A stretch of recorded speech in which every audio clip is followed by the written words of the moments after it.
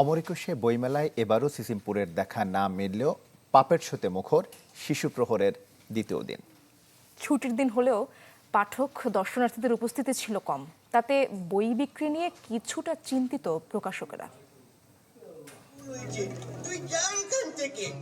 অপু আর দীপুর puppet show মনোমুগ্ধকর এই আয়োজন ঘিরে অমর একুশে বইমেলার শিশু চত্বর হয়ে ওঠে রঙিন আর প্রাণোচ্ছল।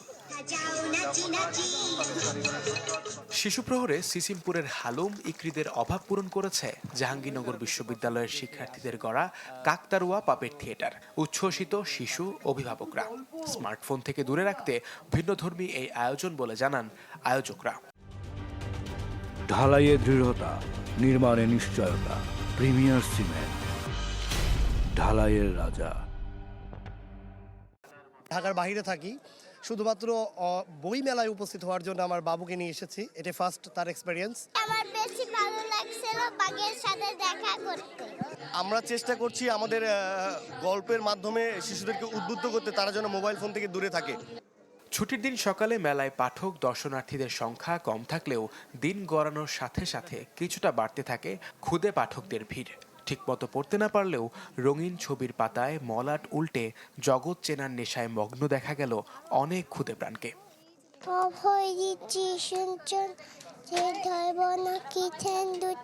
আমি একটি বই কিনেছি, আমার বাসায় অনেকগুলো বই আছে। নর্মাল যেমন বইমেলাতে আমরা দেখি সেই অনুযায়ী কম, যেহেতু ফেস্টিভ্যালগুলোও এখন পার হয়ে চলে এসেছে। আমরা তো আশা রাখছি যে না, দিন যত যাচ্ছে তত হয়তো মানুষজন আরো বেশি আসবে।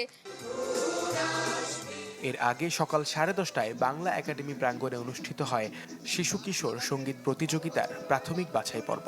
আর বিকেলে হয় সাংস্কৃতিক অনুষ্ঠান।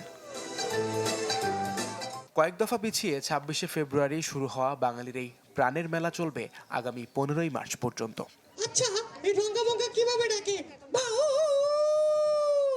এবারের অমর একুশে বইমেলার শিশু প্রহর যেন কিছুটা প্রাণহীন, তবে এমন পাপেট শো সহ নানান ধরনের প্রতিযোগিতা এতে রং যোগ করলেও পুরো আয়োজন নিয়ে দুঃখ করছেন কেউ কেউ।